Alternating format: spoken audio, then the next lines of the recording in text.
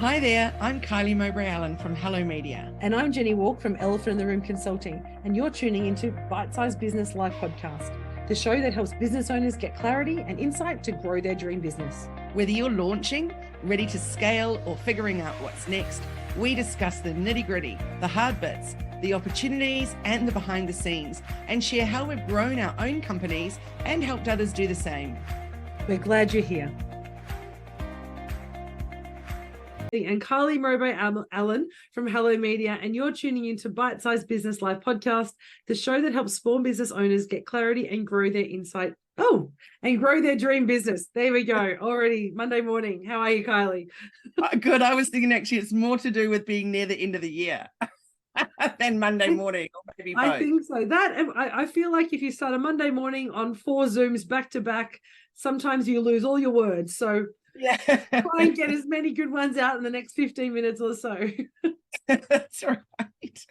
But we are coming up to the end of the year, so it's a time when we do a lot of reflection, isn't it, on our business, on ourselves, what we're going to do for the new year. It is indeed, and I think it's so important that we take some time, step aside, and actually look at how the year's been, how next year, how you want it to be. And so I thought today would be a great time to talk about money. One of my favorite topics. You know, I love talking about money and pricing and all things business finance. So today we want to talk about how much money your time is worth. Yes. So I want to start off with an example. Yesterday I was at the Mullumbimby show. It's a fabulous small town show, just wonderful. And they have this pavilion with people selling their crafts. And I just completely fell in love with these gorgeous 3D printed plant pot holders. And I thought there must have been a mistake on the pricing, because it was this husband and wife team, a little bit older. Clearly they've invested in a 3D printer, they've come up with the designs, etc. I know very little about that side of things, but I do know about people's time. And they were selling them for $5. They weren't bringing them in from China where they bought them for 50 cents. They were making every single thing themselves.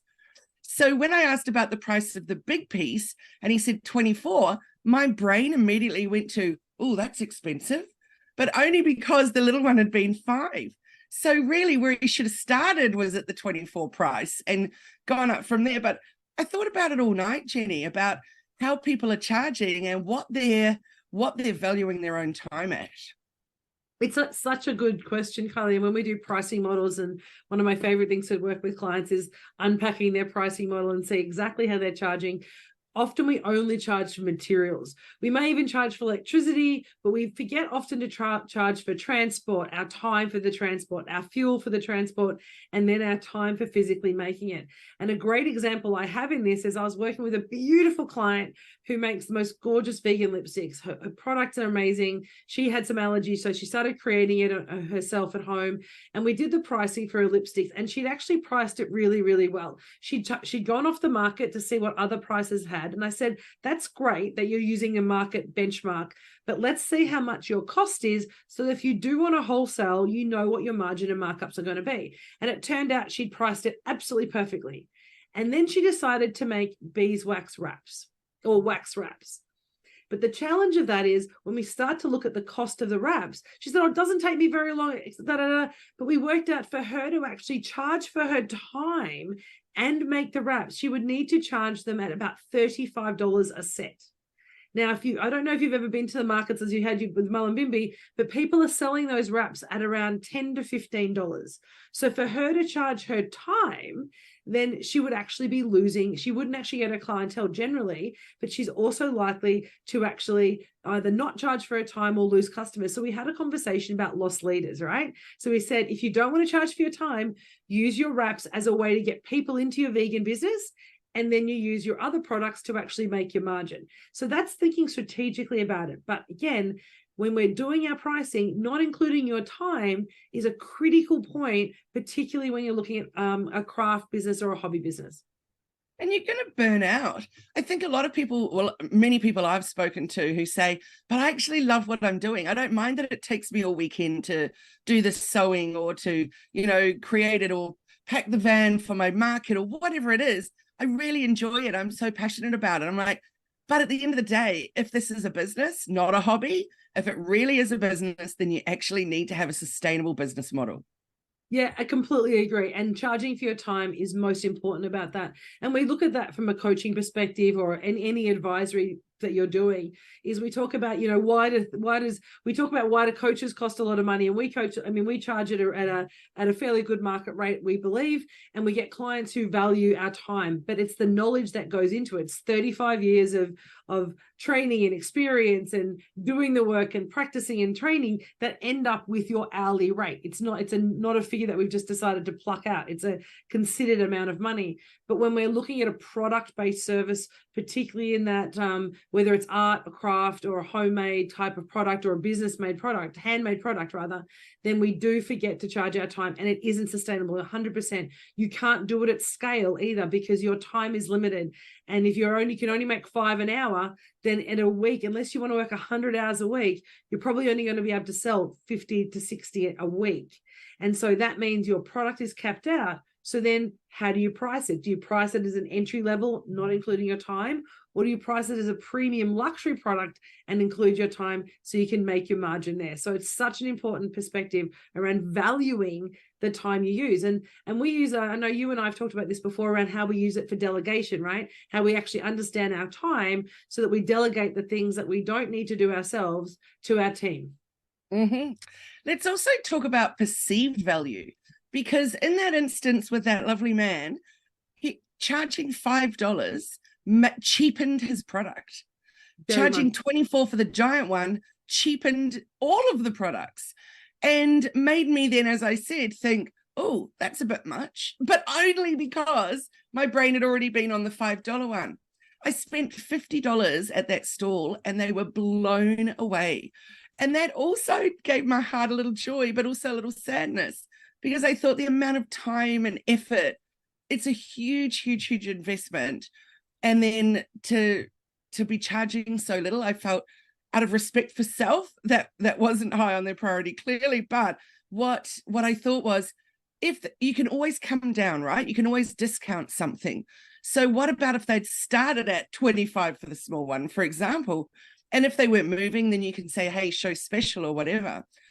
But that perceived value piece is so important. If you charge it too low, we immediately think it's cheap and quality, perhaps. No, well, I think cheap, we use the term cheap, we go, wow, that's so cheap, right? We don't say, wow, that's so cheap with a sparkle in our face. We do it in a kind of like, oh, what are we missing? Is it going to fall apart tomorrow? Is it so cheap that it's been made poorly? Is the quality of the product or service not as good? It's the same thing when we look at massage, right? You go to an amazing masseuse, you're willing to pay $150 an hour. When you go to a masseuse that's charging $10 or $15 for 15 or 20 minutes, or $50 an hour, you don't expect it to be as good, because the perception is they're not going to be as caring, they're not going to have the same level of skill, they may not have the same level of experience, because pricing does indicate how valuable it is to us. Like, and we're comparing that, and this is the perception piece, to our own worth. And that's the piece we forget about, right? When we're talking perceived value, it's the perceived value to your customer's worth. So if you're looking at a high-end customer and they have a high self-value and a high self-worth, they're going to want to actually match that with quality or high-priced products. That's why we can have that luxury item. But if the individual you're targeting maybe has a low self-worth, and this is the reality, and it's a kind of, we don't really talk about it very often, but that reality of pricing is, if you're pricing at a lower level, you're making an assumption that your customer either doesn't have a lot of money, doesn't value spending that money, or has a low self-worth. So therefore, when they compare that price, they're actually, oh, well, I don't think I'm worth that much, so that seems about right. But if I value myself a lot, I'm going to go, wow, that's cheap. Absolutely. I couldn't agree more. So on that topic of discounting, that's not always the way to go either, though, is it? Like, we love talking about this topic, because often it's value adding will get a better response than discounting something. 100%. And a really great example is, as we come into Christmas, I know we're going to talk next week about how we can get that kind of next bite of the cherry for the end of year. but it's a really great example as an advent calendar, right? So you might say, I have a huge range of stock that I want to move for the rest of the end of the year. It could be a couple of products that weren't high selling, mixed with some really great products, sell it as a 10 or 12-day advent calendar at an average price. So some of those items that you wanted to discount actually get bundled into with your high ticket items, and the value given to me is like, oh my gosh, I'm getting 20 products for $150. That's amazing. Even though for you, it means that you've actually discounted your products that you're trying to shift. So things like advent calendars or bundling your products, or where you talk about value stacking, but bundling your products. So you have one or two of the products that you want to move with a product that you know is a high seller, and we bundle them together at a package price. Then people are again going, wow, I'm getting this amazing, I'm saying discount. The value to me is great, but I don't think you're reducing the value of one product. We're bundling it together. Absolutely. I think that's magic. And we're all too used to those big box stores and those at the shopping mall, everything being 80% off, or like, it's just horrifying what happens these days. And the little guy, the local owner, the locally owned businesses, nobody can compete with that. So if they think about value adding rather than, or value stacking rather than trying to compete with the discounts, it's worth a try. And I think it goes to your, your mum and or husband and wife who are making, mom and pop. Yeah, making 3D printing, right? So the cost of that 3D printing might be $2. So for them, they've gone, well, it's $2. It takes me a minute to print it. So I'm actually printing 60 an hour. So, if I sell 60 of those $5 an hour, we're doing pretty well, right? That's $3,000. Yeah, $3,000, 60 of them an hour at $5 a pop. I think that's about right. Or whatever the value is. My math is not great on a Monday morning, but the value for them, they're looking at the total value, not the individual value. But even if they change that $5 to $8, it's still under that $10. So the value under $10 is considered a low value price. So it's an easy buying decision under $10. They could make it from $5 to $8 or $5 to $7.50.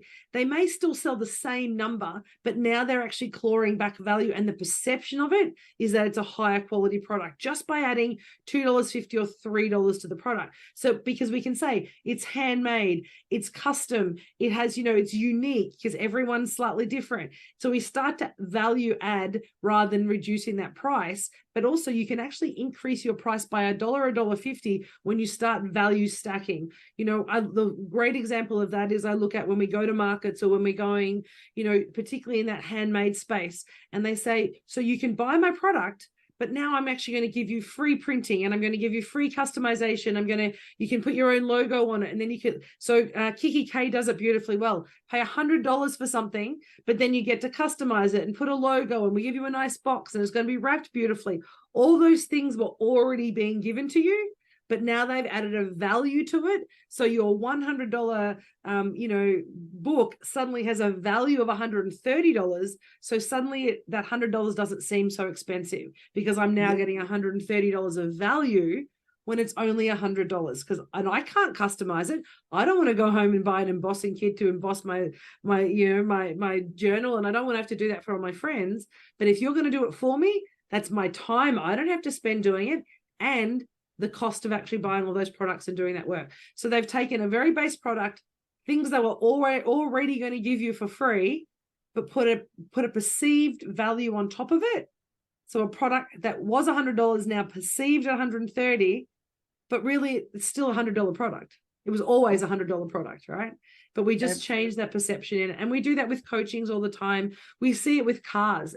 The cars are the best example. Hey, we'll give you bumper bars for free. They were always coming, but we're going to upgrade it to like a different color. It was always going to be that color. But now there's the perception that we're paying for extra. Absolutely. What do you think about people in terms of what they're charging? So if you take, for example, a physio, I'm off to physio today, so it's in my mind.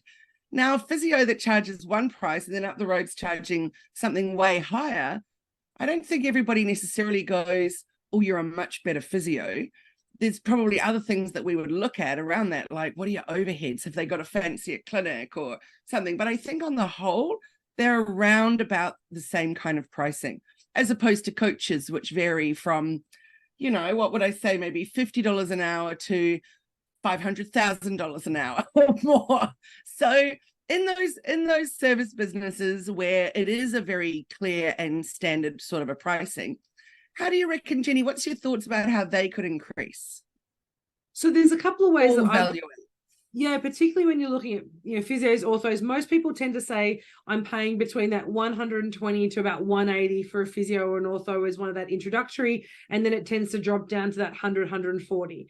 So one of the best examples is, I guess, for them to charge a little bit higher on their fees is to make that first experience phenomenal. Now, I just went to a myotherapist recently. I'd never been to a myotherapist, didn't know what one was. It's kind of like a physio, but not, kind of like a sports physiologist, but not.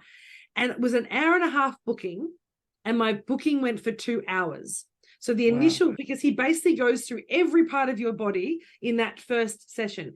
Now, what I've learned is he kind of does it for almost everybody. Now, that's okay, because what he says, it's a minimum of an hour and a half for your first session, because but he gives himself 2 hours in his diary, and he makes sure that he's covered you from head to toe, every possible niggle that you might have, he's worked on somewhere, but he's focused on the bit that he thinks is important from a physiological perspective. So when you go back and do your second one, it's a significantly lower price, but I also know he's going to be targeted and focused because he served me so well the first time. So he's able to charge that higher price at the front and a slightly higher fee for every other one, because the service he's offering is phenomenal. And I referred him to like 5 other people going, oh my God, it was amazing. My body had never felt so good. Was I still sore? Yes. But I felt overall amazing because he'd done all the things he needed to, not just what I wanted. He gave me what I needed. So I think when you're looking at physio and orthos and chiros and all those pieces, it's about saying, what is the experience like that I'm getting? So it's not just literally the hands-on experience, it's everything that wraps around that. This Myo sent me a video saying, here's a video of the exercises that I want you to do, not just a hand scribbled note. I've got a video that I can play and do the exercises. That's worth gold. People pay for that online. And now it's like in a follow-up email a week or 2 later. So I think it's around saying, how do you elevate your service with your knowledge and showcase your knowledge in the way that you deliver before and after? So that's give me a pre-questionnaire so that when I turn up, I'm not having to spend 15 minutes telling you my life story. You already know it. And when I finish, tell me what I need to do to maintain this great feeling that I have. So I think often chiros and physios and even masseuses who don't do that pre and post care really struggle to maintain a higher price because the service and the quality of the experience isn't there. I totally agree with you. I love that. And one thing I'd like to add that I'd never, ever thought of before until a couple of weeks ago in a coaching call with a physio. And we were just talking about the possibility of a subscription, like a membership, because I said, someone like me I have a lot of physio on my back. And so, it's just something I know I'm just endlessly paying for. But if I had a set amount that I paid per month as a subscription, and in that I could either do a physio or a massage, for example, and then if I needed to book another one in that month, I could, whatever. Anyway, we nutted it all out, and they came up with some really exciting ideas, implemented it, but only to their top clients. They haven't even like hardcore launched it, and already they've got people signing up. Yep. So looking outside the box and thinking, how can I serve people better and give more value? And of course, there'll be some of those people that won't go every month because they're away or whatever, but they're still getting paid. It's a really great example, and I love that example because I'm a mad fan of subscriptions for services. Healthy Pets Plus up here in Queensland, I don't know if it's in the other states, Green Cross Vets do it. You pay $17.45 a week and you get unlimited vet visits for your dog or your cat or your animal. So you can pay up front, it's about $400 and something a year, or you pay $17.45 a week, unlimited vet visits, free vaccinations. My brain's already going, well, it's $170 for vaccinations I don't have to pay for.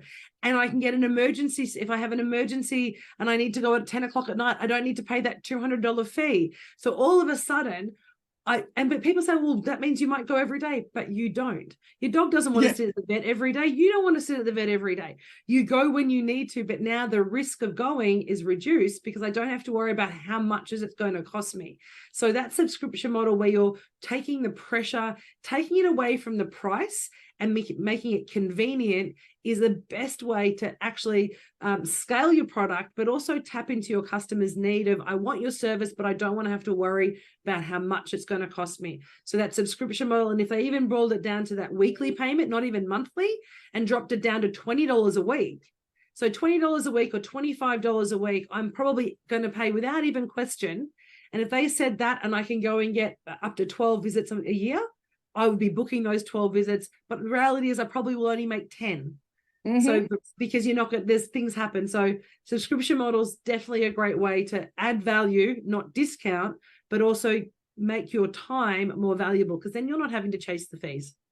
Love that. Love that. Wish we had that down here for vets. So next week, and this is a great topic, because next week we're actually talking about how we're actually ramping up our sales and our bookings and our revenue prior to Christmas. So some of these ideas of starting a subscription model, looking at value bundles and things like that is a great lead in to our conversation next week about how to get that extra little revenue burst before the end of the year, and how to engage some of your clients when there's so much noise in the market. So I think next week we're going to continue this conversation with a discussion around boosting your revenue before the end of the year.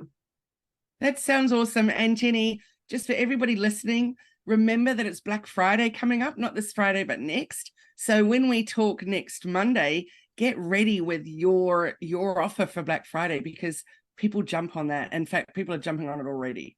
I'm noticing Black Friday sales out now. There's already sales that happened 2 or 3. Well, last week, I know there was 3 massive Black Friday sales that happened on Wednesday and Thursday last week with 2 very large brands here in Queensland, both fitness brands. And we're starting to see them come out. My earring, the amazing Blackbird Designs, has put it out today. She's got 20 packs. I'm like, how do you do that? 20 packs. I'm going to be waiting online for that stuff, right? So great. Next week is going to be amazing. We're going to talk ramping up your sales for the end of the year. Let's talk Black Friday sales. So for everyone who's listening, make sure you subscribe to our podcast so you know what's happening next, and when the next episodes drop, you'll get it. Thank you so much, Kylie, for today's very quick chat about pricing, but also about how to value and bundle and how to improve the kind of perception of your products in the market. Next week, we're continuing it. Thank you to everyone for tuning into this episode of Bitesize Live Podcast. Kylie, thank you as always. Thank you, Jenny. I always enjoy our chats.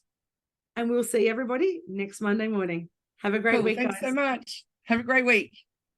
Bye now.